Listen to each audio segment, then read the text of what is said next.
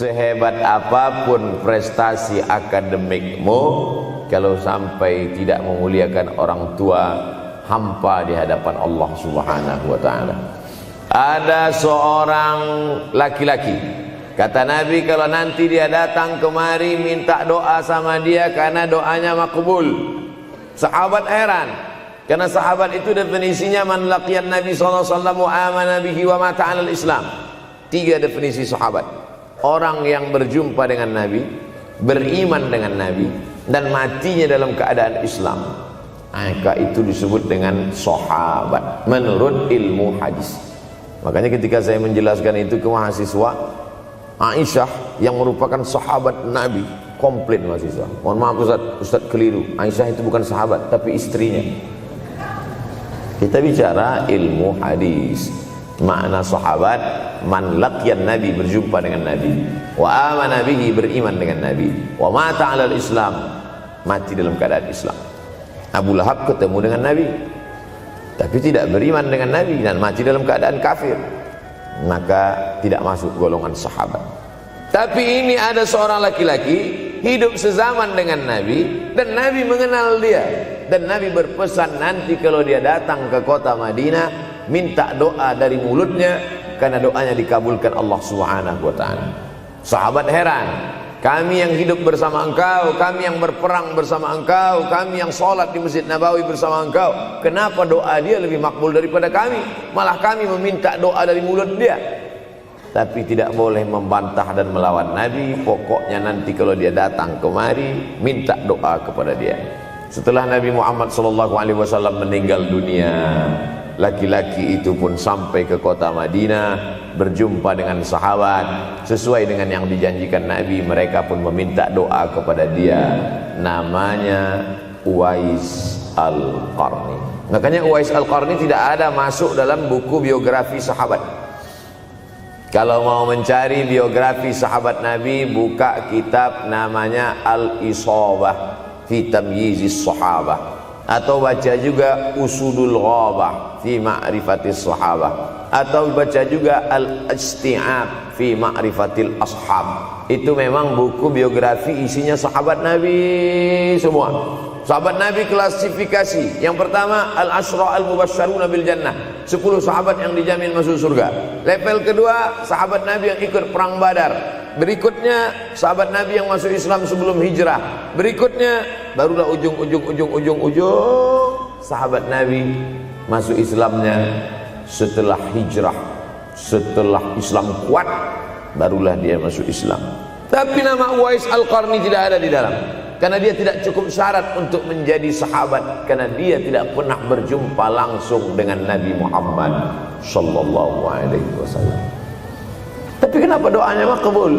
Ternyata dia tidak berjumpa dengan Nabi bukan karena dengki, bukan karena musuh, bukan karena tidak beriman.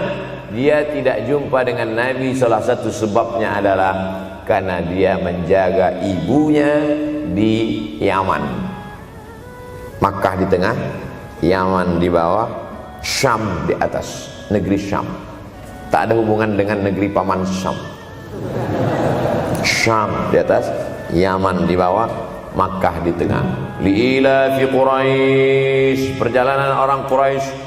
Ila fihim rihlatash shita'i was-shaib, perjalanan syita musim dingin, shaif musim panas. Musim dingin mereka ke Yaman, musim panas mereka pergi ke negeri Syam. Kenapa dingin ke Yaman? Karena Yaman ini kalau musim dingin tidak terlampau dingin, salju tidak turun. Kalau pergi ke negeri Syam, salju turun. Palestina, Yordania, Suriah, Lebanon. Suriah, Lebanon ada salju.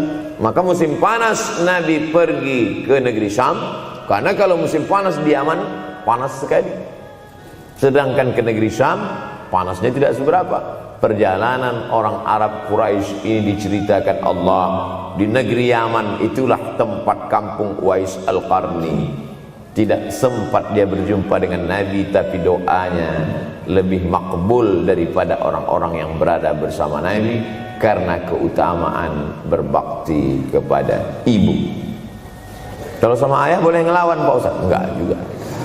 Jangan ini nanti dijadikan dalil. Kamu kenapa lawan bapakmu? Ada seorang laki-laki. Ini kadang jamaah pandai motong-motong ceramah saya, hanya untuk mencari pembenaran. Sedangkan kita ngaji ini mau mencari kebenaran. 1000 dalil bagi orang untuk mencari kebenaran, tapi ada 1001 hujjah untuk orang yang suka mencari pembenaran.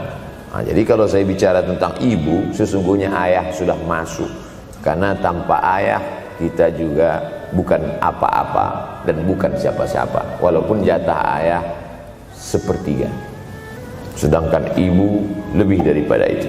Man ahaqqun nas bi husni suhbati. Siapa orang yang paling layak mendapatkan baktiku ya Rasulullah? Ummuka. Summa man, siapa lagi? Ummuka. Summa man, siapa lagi? Ummuka. Summa man, abuka. Itu yang menyusun itu Nabi SAW, bukan saya. Itu makanya ibumu, ibumu, ibumu, bapakmu. Kenapa Nabi 3 kali? Kenapa Nabi menyebut laki-laki 1 kali, perempuan 3 kali? Karena ibumu mengandung, ibumu melahirkan, ibumu menyusukan. Siapa yang mau dapat 3 kali? Coba yang 3 ini. Mengandung, melahirkan, menyusukan. 3 ini belum bisa dilakukan oleh laki-laki dimanapun. Adapun merubah wajah sudah bisa. Makanya ada lady boy, wajah lady, betis boy. Tapi untuk mengandung tidak bisa. Ana Rahman, aku ini Rahman, kata Allah. Syaqaqtur rahim wa ja'altu lahu isman min ismi. Aku ciptakan satu makhluk di dalam perut perempuan, maaf, namanya rahim, dari namaku. Ini yang belum bisa dibuat dokter dimanapun di dunia ini, menciptakan rahim, belum bisa. Andai terpecah rekor ini, maka kebanggaan luar biasa bagi LGBT. Tidak bisa, sampai hari kiamat tidak akan bisa, janji Allah. Karena Allah mengatakan dalam hadis qudsi, Ana Rahman ja'altu lahu isman min ismi. Maka ada satu makhluk dalam perut perempuan yang diciptakan, diambil dari Asmaul Husna.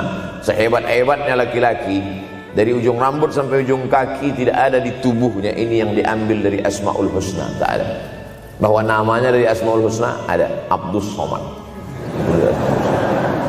Tapi ada makhluk di badannya diambil dari Asmaul Husna, itu hanya ada pada perempuan. Oleh sebab itu perempuan luar biasa. Makanya kampus Universitas Ahmad Dahlan memuliakan perempuan. Mana perempuan? Di atas letaknya. Makanya saya tidak terlalu berani mendongak ke atas. Begitu hebatnya perempuan. Perempuan adalah ibumu, perempuan adalah istrimu, perempuan adalah anakmu, perempuan adalah adikmu. Maka saat engkau memuliakan perempuan, engkau sedang memuliakan 4 aspek dari kehidupan. Ketika Nabi Muhammad SAW diutus Allah ke atas muka bumi ini, salah satunya adalah mengajarkan manusia bagaimana menempatkan pada posisinya. Posisi dia adalah tempat kita menumpang. Ketika ada seorang laki-laki yang sudah sukses diwawancarai, siapa orang yang paling berjasa dalam hidup Anda? Dulu waktu saya merantau ke Yogyakarta, belum ada apa-apa, saya sempat numpang di rumah dia selama 4 bulan, kata seorang artis dalam sebuah wawancara.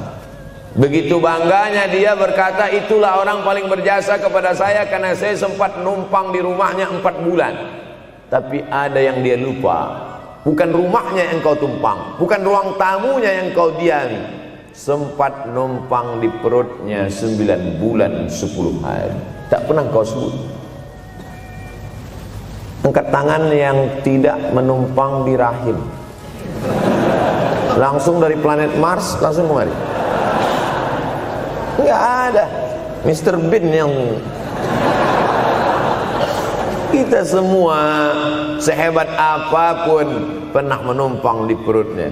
Oleh sebab itu makanya dosa yang paling mengerikan adalah kalau ada orang jual sabu-sabu, peminum khamar, di dunianya bahagia, happy, senang. Itu Ustaz, pengedar narkoba, hidupnya aman, adem, ayam, tentram. Di akhirat azabnya baru diberikan Allah Subhanahu wa taala. Ada orang yang pelakor senior tapi hidupnya di dunia senang-senang saja, di akhirat nanti azabnya ditunda. Namanya istidraj. Istidraj diambil dari kata daraja, tertunda. Azab yang tertunda. Sudah jadi judul sinetron. Azab yang tertunda. Tapi ada satu perbuatan dosa yang pasti di dunia dirasakan. Apa itu? Durhaka pada orang tua. Orang yang durhaka pada orang tua, di dunia dia tetap dapat, di akhirat dapat sekali lagi. Itu janji Rasulullah SAW.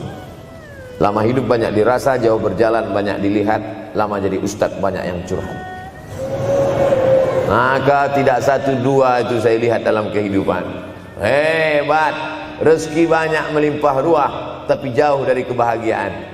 Apa sebab? Janji Rasulullah SAW. Orang yang durhaka pada orang tua di dunia sudah dapat, di akhirat dapat lagi. Dapat. Di mana letak keadilan Allah? Kenapa di dunia sudah dapat, di akhirat dapat lagi? Yang di dunia itu baru DP-nya, di akhirat baru kau rasakan cash. Oleh sebab itu jangan pernah melawan pada orang tua. Jangan pernah melawan. Apapun kata dia, jurus menghadapi orang tua ini tidak banyak, 3 saja. Kalau dia marah-marah, kalau dia cerewet, kalau dia ngamuk-ngamuk, pertama diam. Pulang kampung marah dia.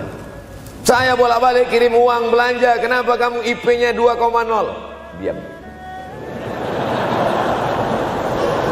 Yang kedua, diam. Yang ketiga, diam. Kalau belum bisa membahagiakan, jangan susahkan dia. Kalau belum bisa menunjukkan prestasi, jangan susahkan hatinya. Jangan sampai belum ketemu dengan wajah kita pun dia sudah susah hati. Baru nama kita muncul di HP-nya, kumat darah tingginya. Bunyi handphone dia lihat nama kita di situ, langsung berubah detak jantung. Karena ternyata bukan nama kita di situ dia buat. Siapa? Troublemaker. Oleh sebab itu jangan susahkan orang tua.